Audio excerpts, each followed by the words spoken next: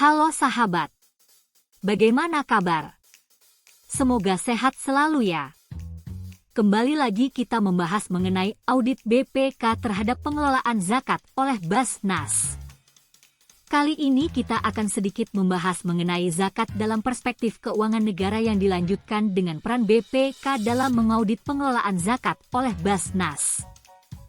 Kali ini kita akan membahas part terakhir yang spesifik mengenai peran BPK dalam mengaudit pengelolaan zakat oleh Basnas. Peran BPK dalam mengaudit pengelolaan zakat oleh Basnas. Basnas merupakan lembaga pemerintahan yang melakukan kegiatan dengan sumber dana dari APBN. Sedangkan biaya operasional Basnas Provinsi dan Basnas Kabupaten Kota dibebankan kepada APBD. APBN maupun APBD masuk ke dalam ruang lingkup keuangan negara, sehingga Basnas dapat dipastikan sebagai pengelola keuangan negara. Pemeriksaan investigatif dapat dilakukan oleh BPK terhadap Basnas, meski PP Pengelolaan Zakat yang berwenang melakukan pemeriksaan keuangan. Basnas adalah akuntan publik. Pasal 3 ayat 1 Undang-Undang Nomor 15 Tahun 2004 tentang Pemeriksaan Pengelolaan dan Tanggung Jawab Keuangan Negara. Pemeriksaan pengelolaan dan tanggung jawab keuangan negara yang dilakukan oleh BPK meliputi seluruh unsur keuangan negara sebagaimana dimaksud dalam Pasal 2 Undang-Undang Nomor 17 Tahun 2003 tentang Keuangan Negara. 6 ayat 1 Undang-Undang Nomor 15 Tahun 2006 tentang Badan Pemeriksa Keuangan.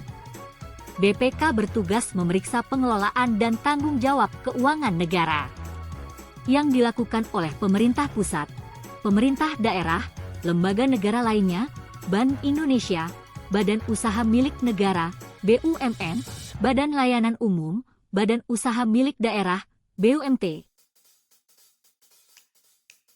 dan lembaga atau badan lain yang mengelola keuangan negara, sehingga secara tegas objek pemeriksaan BPK adalah lembaga, badan, institusi yang mengelola keuangan negara. Bentuk pemeriksaan investigatif dilakukan apabila terdapat dugaan kerugian negara, daerah, dan atau tindak pidana. Pemeriksaan investigatif merupakan pemeriksaan yang bertujuan untuk mengungkap ada tidaknya indikasi kerugian negara atau daerah dan atau tindak pidana. Pemeriksaan investigatif dilakukan oleh BPK terhadap suatu instansi atau badan diawali dari laporan pertanggungjawaban instansi atau badan tersebut, atau berdasarkan dari laporan dari pihak tertentu mengenai dugaan adanya penyalahgunaan keuangan negara. BPK dalam pemeriksaan keuangan dilakukan untuk mendeteksi penyimpangan ketentuan peraturan perundang-undangan, kecurangan, fraud, dan ketidakpatuhan, abuse, serta tindak pidana korupsi. Kecurangan, fraud, adalah serangkaian irregularities dan illegal acts yang dilakukan untuk menipu atau memberikan gambaran kekeliruan terhadap pihak lain yang dilakukan oleh pihak internal atau eksternal suatu organisasi dengan tujuan menguntungkan dirinya sendiri dan atau orang lain dengan merugikan orang lain. Standar profesional akuntan publik mengartikan kecurangan, fraud, sebagai salah saji atau penghilangan secara sengaja jumlah atau pengungkapan dalam laporan keuangan untuk mengelabui pembaca laporan keuangan. Temuan terkait dengan tindak pidana korupsi dari pemeriksaan investigatif.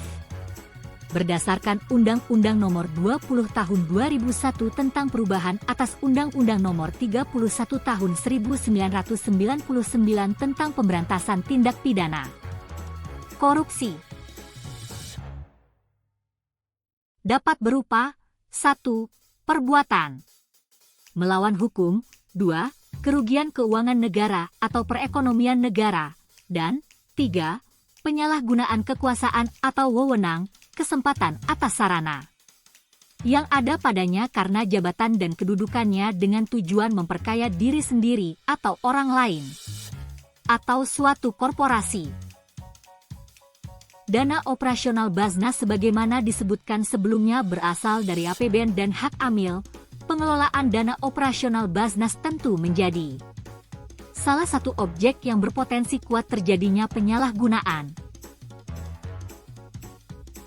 Sebagaimana diatur dalam pasal 37 UU Pengelolaan Zakat, setiap orang dilarang melakukan tindakan memiliki, menjaminkan, menghibahkan, menjual, dan atau mengalihkan zakat, infak, sedekah, dan atau dana sosial keagamaan lainnya yang ada dalam pengelolaannya.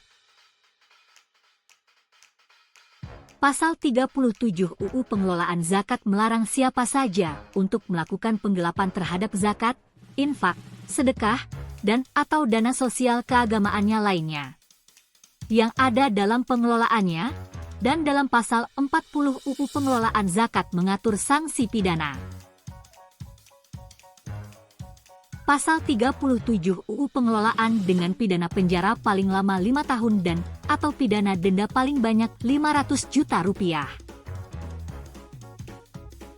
Pengawasan dan pemeriksaan pengelolaan zakat oleh Basnas akan berpotensi positif berupa masyarakat akan lebih banyak dan aktif mendonasikan zakat, infak, dan sedekah kepada Basnas dan lembaga turunan Basnas di daerah.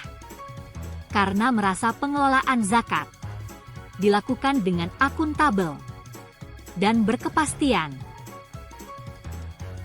Basnas dan jajaran di bawahnya akan merasa tenang dan mendapat kepastian karena pengelolaan zakat dan dana operasional diawasi oleh lembaga kompeten sehingga minimalisir oknum tertentu untuk melakukan penyalahgunaan zakat dan dana operasionalnya.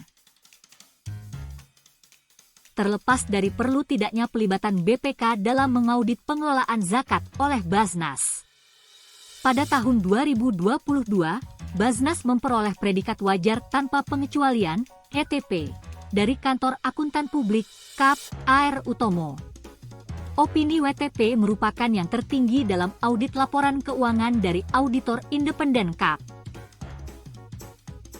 Pada tahun 2021, Basnas kembali menerima sertifikasi Sistem Manajemen Anti Penyuapan ISO 37001-2016 pada lingkup Direktorat Operasi Basnas.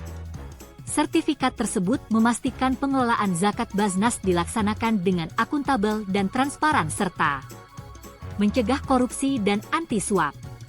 Basnas meraih anugerah Keterbukaan Informasi Publik, KIP, karena telah berhasil mengumpulkan 87,11 poin.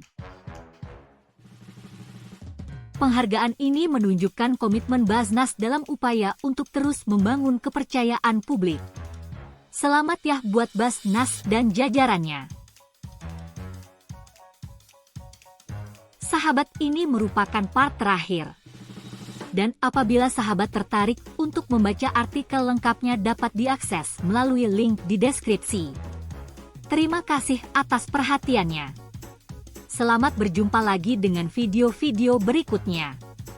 Bye-bye.